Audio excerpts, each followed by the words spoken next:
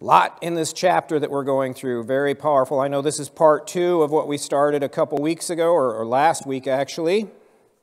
So we're going to be picking up at verse 12, and we're going to read on through verse 35. Daniel chapter 2, verse 12 through 35. We'll talk all the way through the chapter, but I'm just not going to make you stand for all that. I'm only going to ask you to stand for verses 12 through 35, and I'm going to ask you to stand right now, if you can. If you can't, don't worry about it. I know some can't, and that's fine. Let's stand in respect to God's word if you are able, and we will read Daniel chapter 1. Let me try this one more time. Daniel chapter 2, verse 12 through verse 35. This is what it says. Because of this, that's what we went through last week, the king was angry and very furious, and commanded that all the wise men of Babylon be destroyed.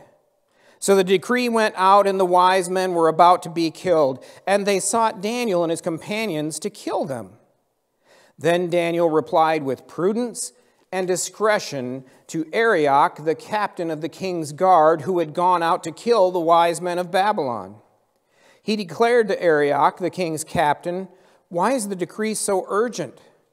Then Arioch made the matter known to Daniel. And Daniel went in and requested the king to appoint him a time that he might show the interpretation to the king.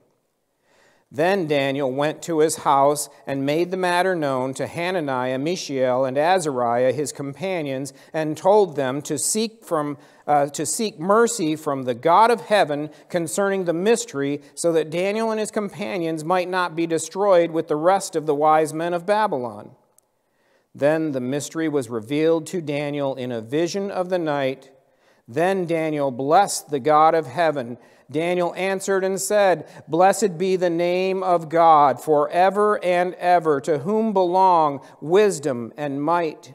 He changes the times and the seasons. He removes kings and sets up kings. He gives wisdom to the wise and knowledge to those who have understanding. He reveals deep and hidden things. He knows what is in the darkness, and the light dwells with him.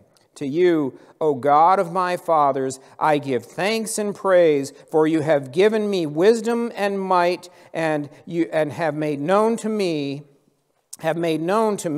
what we asked of you, for you have made known to us the king's matter." Therefore Daniel went in to Arioch, whom the king had appointed to destroy the wise men of Babylon. He went and said thus to him, "Do not destroy the wise men of Babylon. Bring me in before the king, and I will show the king the interpretation." Then Arioch brought in Daniel before the king in haste and said to him, "I have found among the exiles from Judah a man who will make known to the king the interpretation." The king declared to Daniel, whose name was Belteshazzar, "Are you able to make known to me the dream that I have seen and its interpretation?" Daniel answered the king and said, "No wise men, enchanters, magicians, or astrologers can show to the king the mystery that the king has asked. But there is a God in heaven who reveals mysteries, and he has made known to King Nebuchadnezzar what will be in the latter days. Your dream and the visions in your head as you lay in bed are these.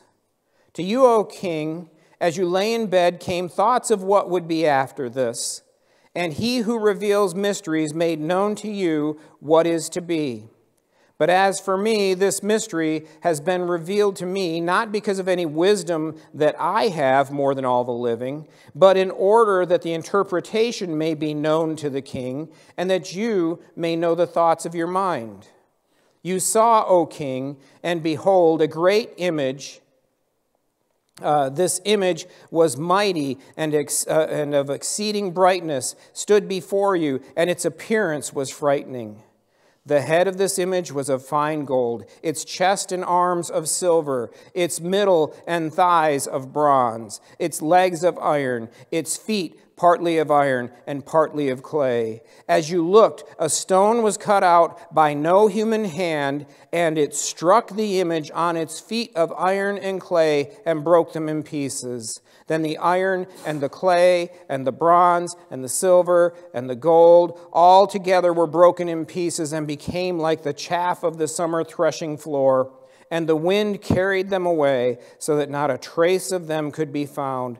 But the stone that struck the image became a great mountain and filled the whole earth. You can be seated. Like I said, we'll be talking about the whole passage, but I didn't make you stand for the whole passage. When we left off last week, Nebuchadnezzar had a dream, and it troubled him greatly, if you remember that. If you missed it, you can go back and see it on our website. And he turned to the only sources he knew for help. Do you remember who he turned to? Maybe we should just pull it up and play it. He turned to the magicians, the enchanters, the sorcerers, and the Chaldeans. Some people think that refers to the astrologers, which are mentioned later.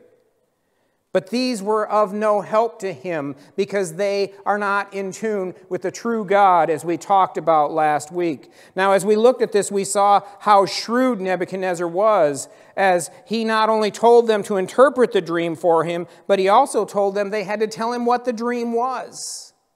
He wasn't going to let them play loose with trying to manipulate facts for him or anything like that. He wanted supernatural confirmation that what they told him was true. So he was shrewd. And like I said, they were absolutely no help to him. The one real piece of truth that these men could give him was their final summary report that they gave to him at the end when he kept demanding, "My command is firm, and if you tell me what the dream was, then you're going to live, and if you don't, you're going to be ripped to shreds." They gave him a report at the end, and they told him, no man can do what the king is asking. And that part of their report was true. And they followed up and they said, only the gods, small g with an S, could do what he was asking. That was close to true, but wasn't true. But that's where they left off, and that's where they were. That was the introduction that our God was looking for. Capital G, singular, God. That was his introduction that he was setting up at that point. He let the worldly system, he let the cultic system have its chance to have its stand, and they couldn't do it. And now it is time for God, our God, to step in and show what he is really made of. Remember, I told you that Nebuchadnezzar thought he had invaded Judah and Jerusalem, but the truth was that God had really invaded his life. I also told you that God was pursuing this pagan king hard, and he is just about to make a very powerful introduction of himself to the king, the most powerful man in the world at that time. God is going to introduce himself to him through this.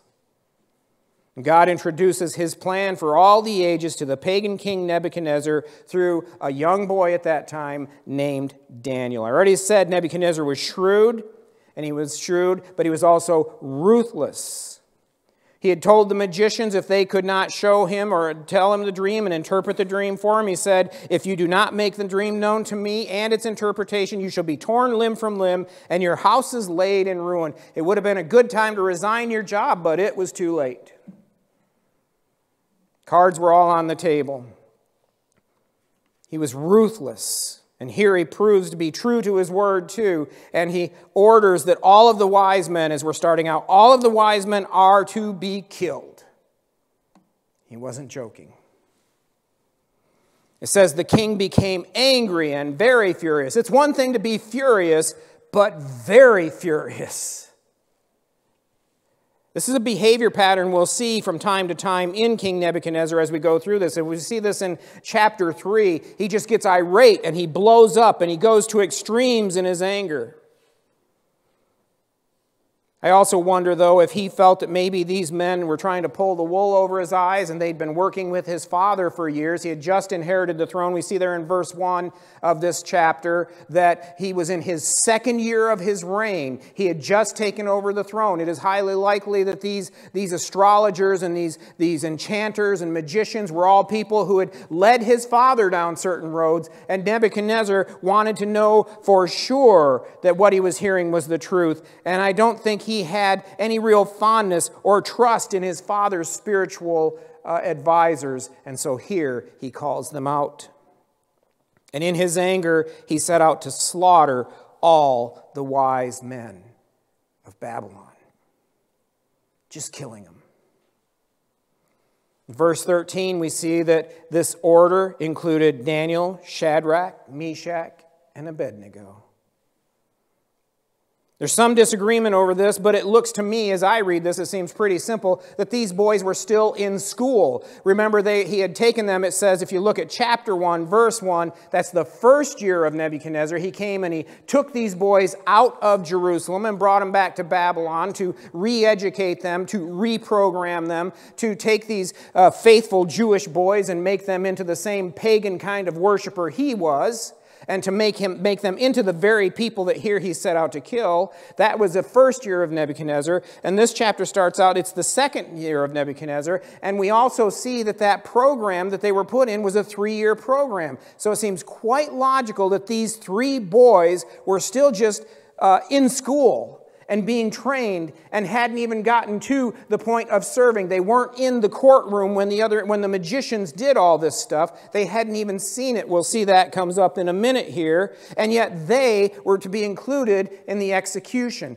That's how thorough Nebuchadnezzar was about this command. Clean out the school. I wonder if this incident that we're about to look into here is what was referred to in chapter 1, where it says, in every matter of wisdom and understanding about which the king inquired of them, he found them to be 10 times better than all the magicians and enchanters that were in all his kingdom.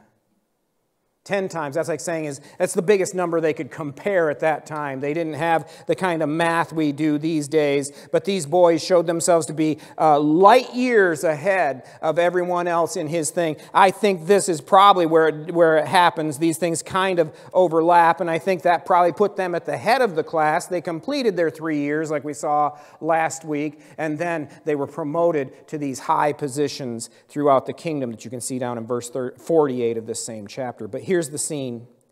The boys are in their house or their dorm or whatever it is you live in when you're in that kind of school, being educated and reprogrammed. So they were in their house or their dorm, whatever it was, and they hear this terrible disturbance out in the street.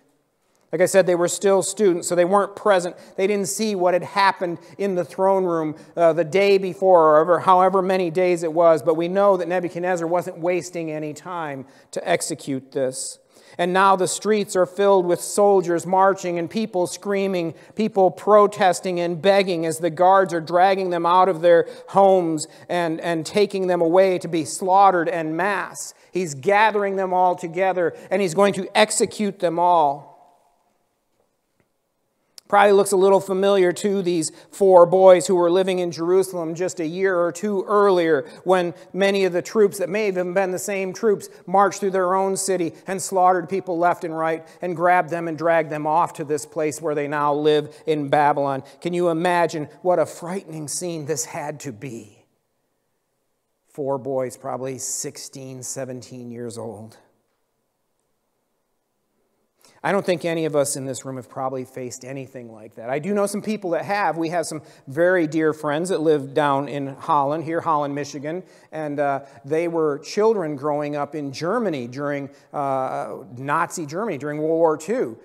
You never hear those stories, but these were children living on the other side. And as the Germans were losing and the war was getting to where it was going to wind down on that side, they were German children living there. And he in particular was living out in the country. And it's such a touching story because the Russians came in. And to make sure these young children couldn't fight for the Germans, they took them and they took his whole family and they made them march 95 miles in the winter back into Russian territory.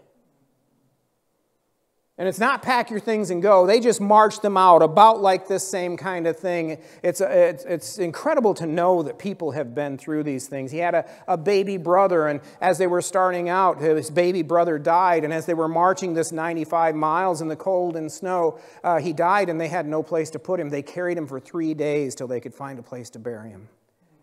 And he's told me tales of where they would be sleeping in a barn somewhere on their journey, and the Russian soldiers would come and they'd take a young girl away, and they'd hear horrible things, and then she'd be dead in the morning. And they lived through all this kind of stuff. And you think, this is definitely PTSD type territory, isn't it? And then, of course, the war ended and they just left him there. They didn't march him back home. That is the kind of experience these boys had had, such horror that we can only imagine. I look at our friends and I wonder, how are you sane after living through stuff like that? And you know what the trick is with these boys we're talking about? Then this was the second time. They'd already seen it once, and here it was happening again. Apparently, Daniel and the boys, I just get tired of saying Shadrach, Meshach, and Abednego, so from now on they're the boys. You know who I'm talking about, okay? Daniel and the boys, D and B, were hauled away to Arioch, the captain of the king's guard. He was the one over all of the executioners. I've told you how many parallels there are there with Joseph in this story. And if you remember, Joseph was sold to Potiphar. Potiphar was the captain of the king's guard, and he was over all the executioners. So many parallels here, and the dreams and everything when you compare these two stories. But Arioch is the one responsible for seeing that all of these people are killed. And Daniel and the boys are taken to him. And when they're face to face with Arioch, instead of screaming and begging and pleading and bargaining like all the others are probably doing, there's this amazing phrase there, and it says, "Then Daniel replied with prudence and discretion to Arioch." It's kind of what we talked about in chapter 1. If you remember, there were all these expressions. I gave you 6 points of how we're supposed to live godly in a godless age and how we're supposed to interact with the world. And here again, Daniel shows us. Daniel, in the face of all this, a young boy, replied with prudence and discretion to Arioch, the one sent to execute him. Daniel didn't just go off on the authorities, but he spoke to them with calm and with reason. Imagine fighting back the panic you would be feeling as you see all of this unfolding around you. You see adult men begging and pleading, and he holds his head together. We have to keep our cool under pressure, living godly in a godless age. We have to keep our cool under pressure, not to always talk about scuba diving, but I do love it, and I'm hoping the water temperature in the lake gets up soon.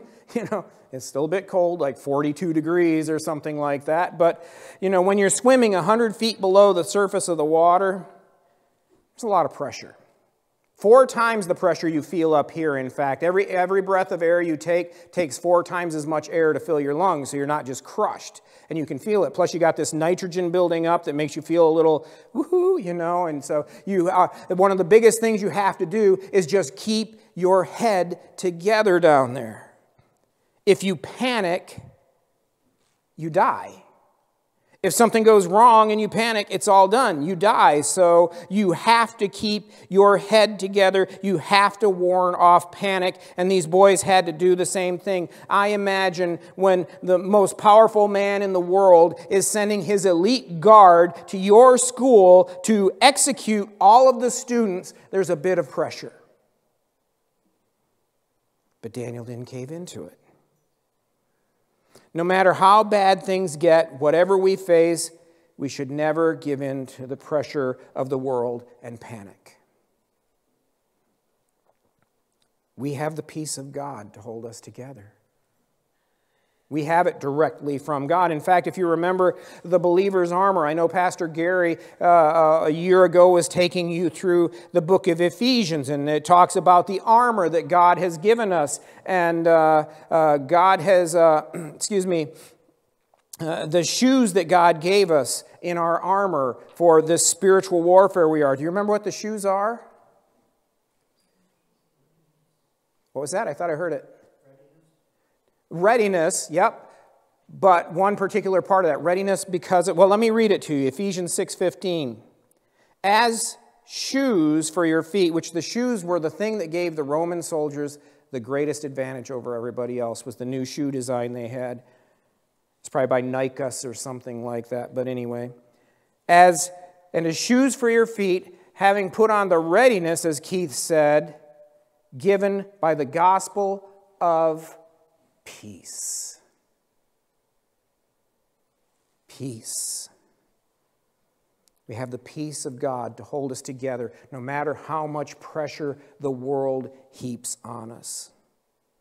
When the guard came, Daniel asked the guard what was so urgent about the order that was going on. That was a really good move. He kind of slowed the situation down. You ever see that in a sports game, in a football game or basketball game, and they're like, slow it down, because all the young guys are getting excited and they're all just getting too crazy out there, and they're like, slow it down. Daniel slowed it down, and he asked him what was so urgent about it. It says there in verse 15, then Arioch made the matter known to Daniel. Daniel didn't even know what happened up until verse 15. Didn't even know why they were being hauled off. Like I said, Daniel was still in training, and he wasn't in the king's court when it happened. And when Daniel heard what happened, this is an amazing thing. He asked for an appointment to go and show the king the dream and the interpretation. Now, that sounds kind of audacious, doesn't it? You just heard about this. You heard the king had a dream, and all of his highest advisors can't tell him anything about it, so they're all being killed. And Daniel says, Arioch, make me an appointment, and I will go in and tell him. This shows actually, rather than audacity, the faith that Daniel had in God. The trust that Daniel had in God. We must always maintain our faith in God. Whatever happens in this world as things are spiraling out of control, we must always maintain our faith in God. When you're swimming 100 feet below the surface, as I said, there are a couple rules you must always follow. Only a couple, because they don't want to overload your brain when you're down there. So they just give you a couple. And rule number 1 is what, Lisa? Breathe. There you go. Just checking, so she says she won't go diving with me, but I'm trying. Anyway, she has. We'll see. But number 1 rule when you're down there is always be breathing. Always, always, always. Don't hold your breath. Don't panic. Don't do anything. You must always be breathing. Never stop breathing. When you are living godly in a godless age and you are facing opposition and pressure like Daniel and the boys were, rule number 1 is always have faith in God. Never stop trusting God. Trust Him no matter what happens. Remember, ultimately, the whole conflict, everything that was going on here, everything that happened in the throne room is His battle to deal with, not yours. Daniel knew this. This is God's battle. It was God who gave Jerusalem into the hands of King Nebuchadnezzar. He knew that. It was God who gave Daniel and the boys favor in the sight of the captors. They had favor, just like Joseph did. It was God who gave Nebuchadnezzar the dream, so Daniel could look and say, this is not my conflict. This is whose? God's. And He is going to take care of this.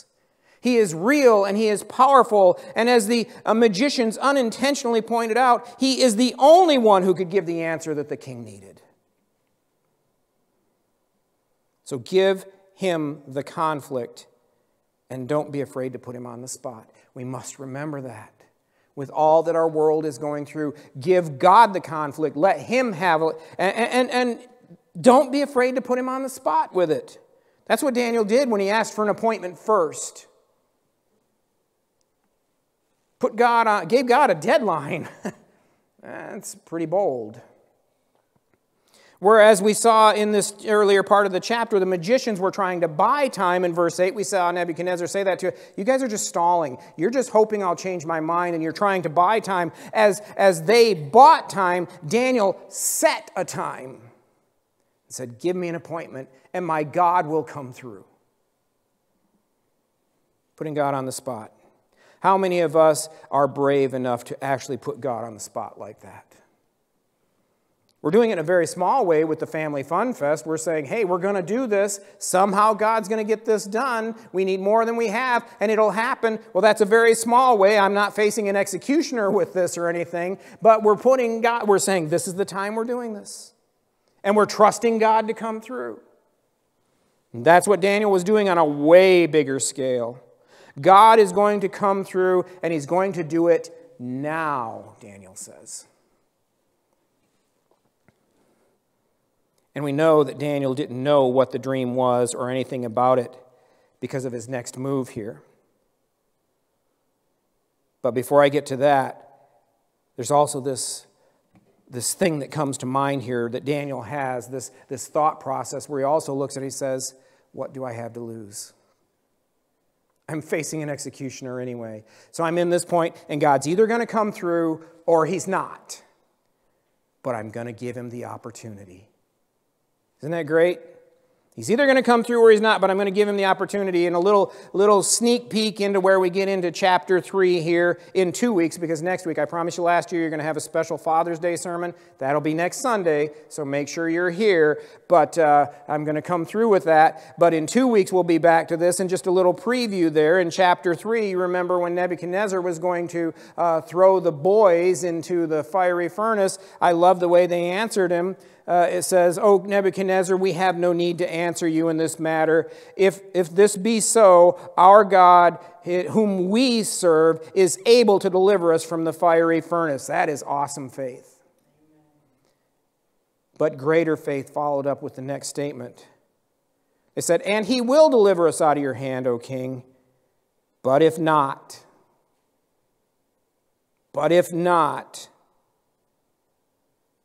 be it known to you, O king, that we will not serve your gods or worship the golden image that you have set up. That is faith, the ability to trust our God to move mountains. But it is also the ability to continue trusting our God when he chooses not to move mountains. Faith, by the way, is part of the armor too that you learned about in Ephesians. What part of the armor was faith? Very good, Keith. Very good. The shield of faith. Ephesians 6:16, he says, in all circumstances, like when we're going through the things we're going through in our world right now, take up the shield of faith. In a paraphrase, hold on to it for dear life. For, he says, with which you can extinguish the flaming darts of the evil one. Our faith protects us from the attacks. Now, Daniel was released and went home after he had made this statement, my God's going to come through, and he's going to come through now. And he grabbed his 3 friends. And what did he say to them? If you look down at verse 18 quickly. What does Daniel say to his friends? The boys. I think I saw somebody say it. Yes. To paraphrase, he comes home and he says, we need to pray. Hard. Now. Like our lives depend on it. Because you know what? It does. So let's get praying, boys. We need to, as you said, Paul, seek mercy from the God of heaven concerning this mystery. The sentence right there actually in the Hebrew begins with the mercy. That is the focus. That mercies they might seek of God. We need mercy. It means compassion. We need God to look on us with compassion because of the things that we are feeling and we are going through. Isn't that a wonderful thought if you think about it, that when we do face these things that our world is going on, when our world takes a month to celebrate what the Bible calls sin and to be proud about it, and you're faced with these things at work and everywhere you go, that while you're facing it, our God looks on us with compassion. And that's what they were seeking from him. Their whole plan was to throw themselves on the mercy and the compassion of God for them, that hopefully they might be saved. They weren't praying, I see, for God to do any wondrous thing. They didn't pray, oh, save King Nebuchadnezzar, do a miracle, bring down fire from heaven and all this. No, they were just praying that their lives might be saved. And that's okay. They just wanted to live, and they were pleading with God to do something about it. Can I say that prayer needs to be our first response, the first response of the church when we're living godly in a godless age? We talk about first responders in our world, don't we? Firemen and police and stuff like that are out there to keep us safe. We as the church need first responders, and our first response need to be what? Pray. Seeking the mercies of the God of heaven. Should be our first resort, not our last resort. We're quick to jump to protests and demanding our rights and plastering all kinds of posts and memes all over Facebook. But we can't forget to pray. And we should do that first. What we really need to do is to get together and to seek mercy from the God of heaven. Imagine how this whole COVID thing could have played out in the church over the not just this church, but capital C church. All the churches, when I see how churches struggled through the whole COVID pandemic, people arguing and fighting over whether you should wear a mask, whether you shouldn't wear a mask, whether you should be vaccinated, whether you shouldn't be vaccinated. What if instead of arguing and debating over it, we had gotten together and prayed? Even if we had to be 6 feet apart to do it.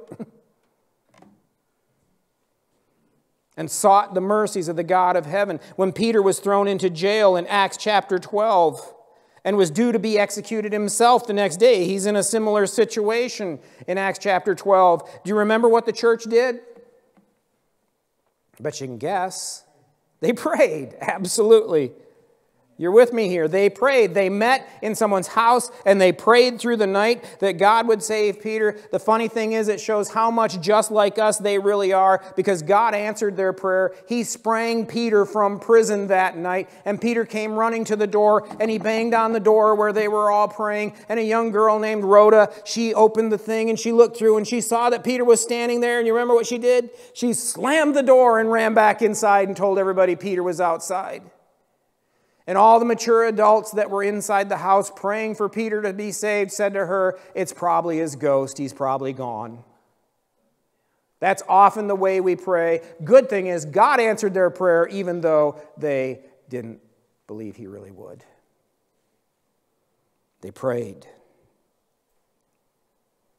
Prayer is also a part of that armor. I'll just read you these verses, Ephesians 6, verses 18 through 20. Paul asks the church to do this for him. He says, praying at all times in the Spirit and with all prayer and all supplication. Any way you can think of to pray, I'm asking you to pray. He's in prison at that time, but he's not praying for his release, is he? Because he says this, to that end, keep on the alert with all perseverance, making supplication for all the saints and also for me, that words might be given me to the opening of my mouth boldly to proclaim the mystery of the gospel. That was his prayer. I don't care about the chains. I don't care about the prison, but I am asking you to help me to be bold to talk about Jesus Christ. And then this beautiful thing happened. God honored the faith of these 4 young boys.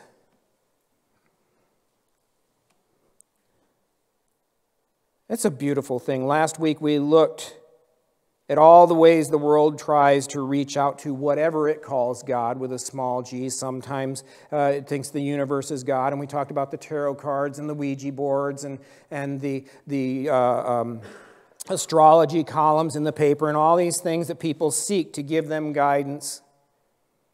And we saw that God has given us the true revelation of his person. But here is what is even better. We can go to him in prayer. We can talk to the creator of the universe, who is greater than the creator of the universe. Greater than the universe. And he will listen to us. And he will reply and answer. And when he did, Daniel erupted into worship. I love down there verses 20 through 23. We don't have time to read them all, but he says, "Blessed be the name of God forever and ever." Should that not always be our response when God answers our prayers? Probably before he answers our prayers, because many times he answers them and we don't even see it. We're like the people inside here saying, "Oh, it's probably his ghost." They should have erupted into praise and said, "Blessed be the name of God forever and ever, and ever and ever and ever and ever. Just blessed be the name of God." Our response is worship and praise.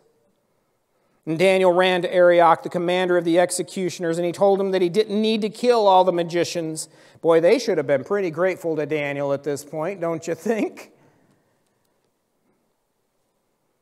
He said, "Bring me in before the king, and I will show the king the interpretation." I wonder how Arioch felt about that. Did he really think Daniel had the answer, or was he kind of like, "Well, you're probably going to get me in trouble, kid. What do you got?" This was just a kid, and he thought he had the answer when none of the king's counselors did. But Arioch hurried, it says, and he brought Daniel in before the king, before King Nebuchadnezzar. And look at that and tell me, what does he tell them in verse 25? Look at what he says there. "I have found among the exiles." Who did he say? Who did he give the credit for this? Himself. Himself. There's something we can learn here about living godly in a godless age. The secular guy, he went in and he took all the credit. "I found this guy, king." Look at verse 30, though. See the contrast between the self-aggrandizing captain of the guard and Daniel, the boy prophet. Daniel says to the king, "But as for me, this mystery has been revealed to me, not because of any wisdom that I have more than all the living, but in order that the interpretation may be known to the king, and that you may know the thoughts of your mind." Daniel stands before him in contrast to Arioch, and he says, "This answer wasn't given to me for anything in me, king, but because God wants to share it with you." What humility, what prudence and discretion. That's the way we must be. It's no wonder God could use this young man the way he did. And I love the way he addresses the king here, because at first it sounds very much just like what all the magicians were saying. He said, "No wise men, no enchanters, magicians, or astrologers can show the king the mystery that he's asked." And the king's probably thinking, "Then why did I bring you in here?" And Daniel uses this word that comes out very wonderfully many times in the Bible. But. There's nobody who can answer your question, king. But, he says, there is a God in heaven who reveals mysteries, and he has made known to King Nebuchadnezzar what will be in the latter days. This is all God's doing, capital G. There is one God, and it is him.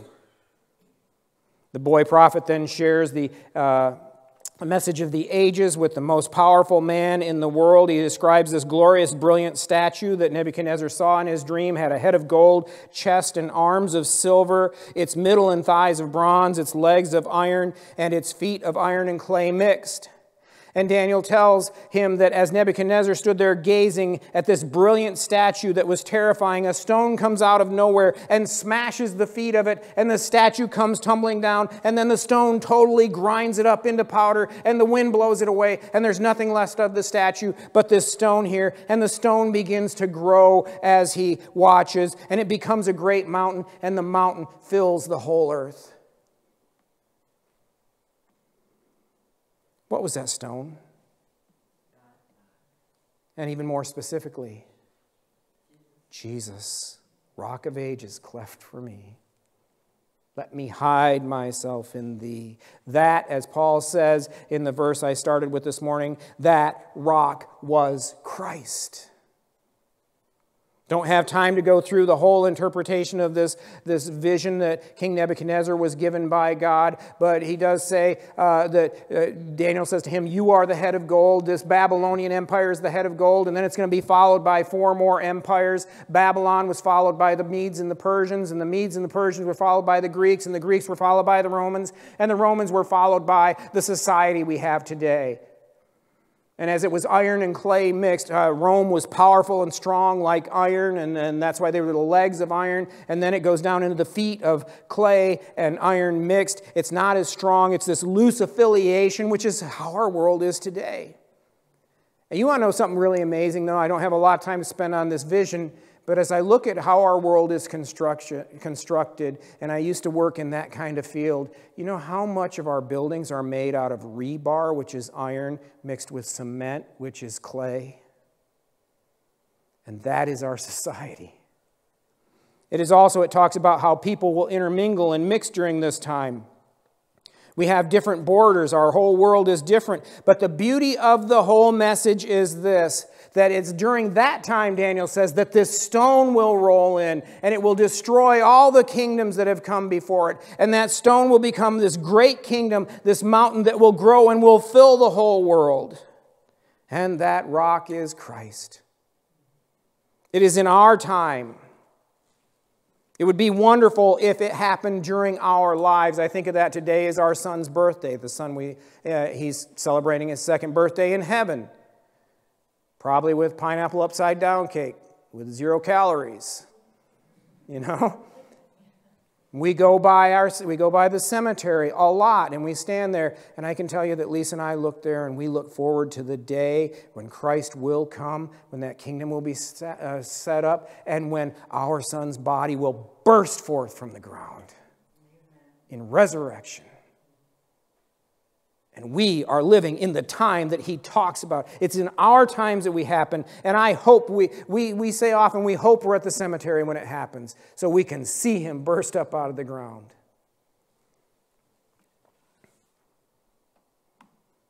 Fast forward from that vision. He talks about the kingdom that will never end. Fast forward 600 years to a small town in Nazareth. I'll actually have you turn here with me to the book of Luke, chapter 1, verses 31 through 33. Luke, chapter 1, verses 31 through 33. This kingdom that will not end from this stone cut out without hands. This is Gabriel talking to a young woman named what? Mary, who is probably about the same age as the boys. Gabriel had this lucky job. All through Daniel, he got to come and talk about what Jesus was going to do. And now when Jesus is coming, Gabriel, 600 years later, gets to come down and talk to her. And it says, "And the angel said to her, 'Do not be afraid, Mary, for you have found favor with God. And behold, you will conceive in your womb and bear a son, and you shall call his name Jesus. He will be great and will be called the Son of the Most High. And the Lord God will give to him the throne of his father David, and he will reign over the house of Jacob forever. And of his kingdom there will be no end.'" Nebuchadnezzar, meet Jesus. That's the message of the dream. Daniel is all about Jesus, and from this point on, it really is all about Jesus. Daniel is the twin book of I almost said it like our old pastor in Dallas did. He said Revelation. It's the twin sister book of Revelation. Revelation starts out with the words, the revelation of Jesus Christ. Well, Daniel is the revelation of Jesus Christ before Bethlehem. And every bit of it is about him and his coming kingdom. God introduced himself in such a powerful way that Nebuchadnezzar, I love this picture at the very end of the chapter. It says he fell on his face, the most powerful and richest man in the world. Many of his riches we still admire today. One of the 7 wonders of the world were built by him. We'll get to that later as we talk about Nebuchadnezzar and his story. And this man bowed before Daniel, the boy torn away from his devastated homeland, and declared, "Truly, your God is God of gods and the Lord of kings." Isn't that amazing? Nebuchadnezzar, meet Jesus. I'm not saying Nebuchadnezzar was saved at that point. We'll see he has some struggles back and forth, but I told you God is pursuing him hard. And he just made a powerful introduction. He set it up so nobody could do what needed to be done except God, and then God did. He'd gotten introduced, And God would keep working on him from there.